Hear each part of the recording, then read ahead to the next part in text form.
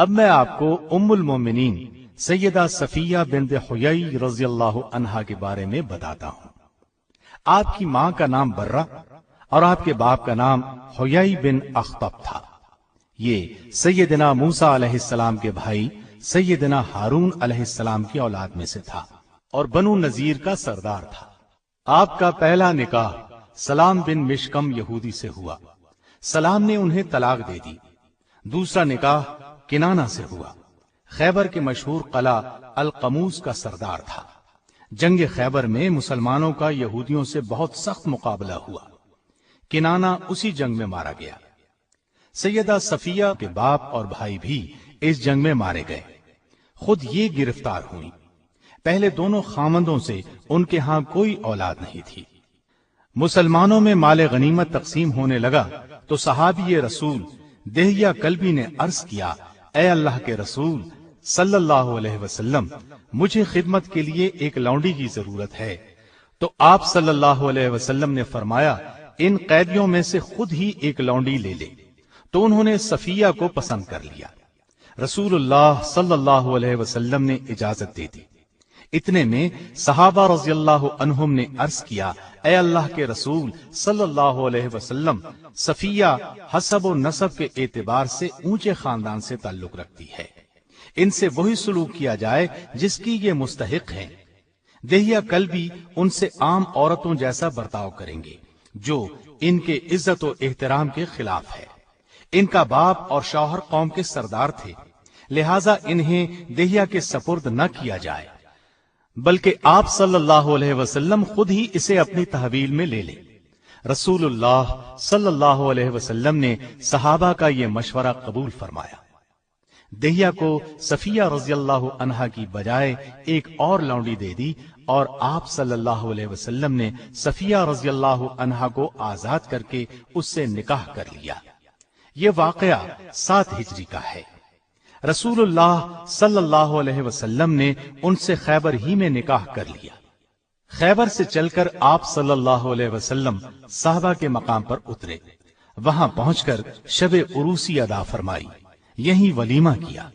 ولیمہ اس طریقے سے ہوا کہ چمڑے کا دسترخوان بچھا دیا گیا اور سیدنا انس رضی اللہ عنہ سے فرمایا، جس کے پاس جو کچھ ہے وہ لے آئے۔ چنانچہ کوئی کھجور لایا، کوئی پنیر لایا اور کوئی ستو اور گھی لے آیا۔ جب یہ چیزیں دسترخوان پر جمع ہو گئیں تو سب نے مل کر کھا لیا۔ اس ولیمے میں گوشت اور روٹی وغیرہ جیسی کوئی چیز نہیں تھی۔ یہاں سے روانگی کے وقت رسول اللہ صلی اللہ علیہ وسلم نے صفیہ رضی اللہ عنہا کو اپنے اونٹ پر سوار کیا اور ان پر پردہ کیا تاکہ صحابہ کو معلوم ہو جائے کہ سیدہ صفیہ رضی اللہ عنہا آپ کی ازواج میں شامل ہو چکی ہیں۔ سیدہ صفیہ رضی اللہ عنہا فرماتی ہیں، جب میں ایک قیدی کی حیثیت سے آپ صلی اللہ علیہ وسلم کے سامنے حاضر ہوئی تو آپ سے زیادہ ناپسندیدہ اور کوئی میری نگاہ میں نہیں تھا، اس لیے کہ میرا باپ، خاوند اور رشتہ دار قتل ہو چکے تھے۔ لیکن پھر آپ صلی اللہ علیہ وسلم کی شخصیت اور اخلاق کا وہ اثر ہوا کہ جب میں اپنی جگہ سے اٹھی تو آپ صلی اللہ علیہ وسلم سے زیادہ مجھے اور کوئی محبوب نہیں تھا۔ فرماتی ہیں، میں نے نبی کریم صلی اللہ علیہ وسلم سے زیادہ حسن اخلاق کسی میں نہیں دیکھا۔ آپ صلی اللہ علیہ وسلم رات کے وقت خیبر میں میرے ساتھ ایک اونٹنی پر سوار ہوئے۔ مجھے اونگ آ رہی تھی، آپ بار بار مجھے جگاتے کہ کہیں میں گر نہ جاؤں۔ سیدہ صفیہ رضی اللہ عنہا نے رمضان 50 ہجری میں وفات پائی۔ بعض حضرات کے نزدیک سن وفات 52 ہجری ہے۔ جنت البقیع میں دفن ہوئی۔ اس وقت ان کی عمر 60 سال تھی۔ آپ کا قد چھوٹا تھا لیکن چہرے سے حسن و جمال ٹپکتا تھا۔ دیگر ازواج مطہرات کی طرح آپ کا گھر بھی علم و عرفان کا مرکز تھا۔ چنانچہ دوسرے شہروں سے بھی عورتیں آپ سے مسائل پوچھنے کے لیے آیا کرتی تھیں۔ آپ نہایت عاقلہ، فاضلہ اور حلیم تھی۔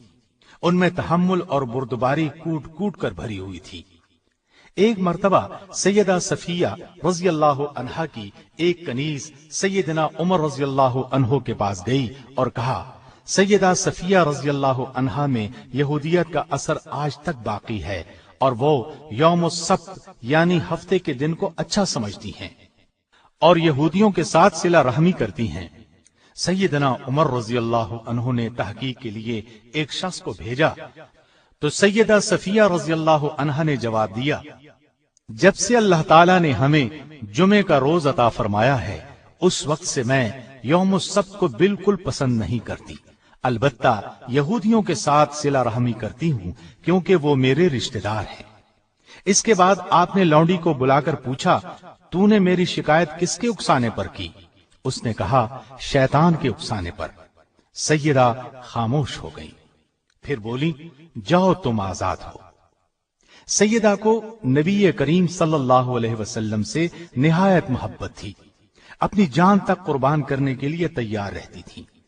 جب آپ صلی اللہ علیہ وسلم کی طبیعت ناساز ہوئی تو سیدہ نے نہایت حسرت سے کہا، کاش آپ کی بیماری مجھے لگ جاتی۔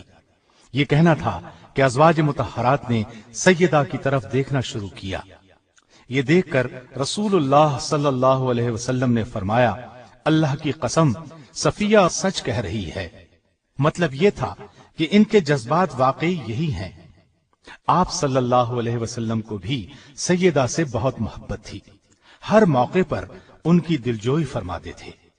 آپ صلی اللہ علیہ وسلم ان کی دلجوئی کس طرح فرماتے تھے، ایک واقعے سے صاف واضح ہے۔ ایک روز نبی کریم صلی اللہ علیہ وسلم سیدہ صفیہ رضی اللہ عنہا کے پاس تشریف لے گئے، دیکھا کہ وہ رو رہی ہیں۔ آپ صلی اللہ علیہ وسلم نے دریافت فرمایا، صفیہ رو کیوں رہی ہو؟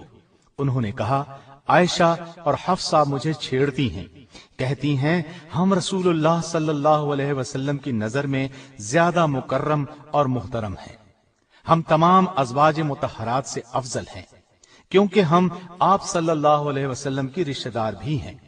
یہ سن کر نبی کریم صلی اللہ علیہ وسلم نے ارشاد فرمایا، تم نے کیوں نہ کہہ دیا کہ تم مجھ سے کیسے بہتر ہو سکتی ہو؟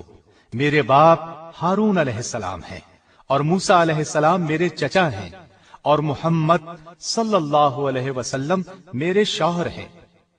آپ صلی اللہ علیہ وسلم ان کی بہت عزت کرتے تھے۔ سن 35 ہجری میں فسادیوں نے سیدنا عثمان رضی اللہ عنہ کے گھر کو گھیر لیا۔ ان دنوں میں سیدہ صفیہ رضی اللہ عنہا نے سیدنا عثمان رضی اللہ عنہ کی بہت مدد کی۔ جب سیدنا عثمان رضی اللہ عنہ کے گھر میں ضرورت کی چیزیں بھی روک دی گئیں، حتیٰ کہ پانی تک اندر نہ جانے دیا گیا، تو سیدہ صفیہ رضی اللہ عنہا اپنے خچر پر سوار ہو کر ان کے مکان کی طرف چل دی۔ آپ کا غلام کنانہ بھی ساتھ تھا۔ مالک اشتر فسادیوں کا ایک سردار راستے میں موجود تھا، اس نے آپ کے خچر کے منہ پر مارنا شروع کیا۔ سیدہ رضی اللہ عنہا نے فرمایا، رک جاؤ، مجھے واپس جانے دو، خچر کو چھوڑ دو۔ پھر گھر واپس آئیں اور سیدنا حسن بن علی رضی اللہ عنہ کو اس خدمت کے لیے مامور کیا۔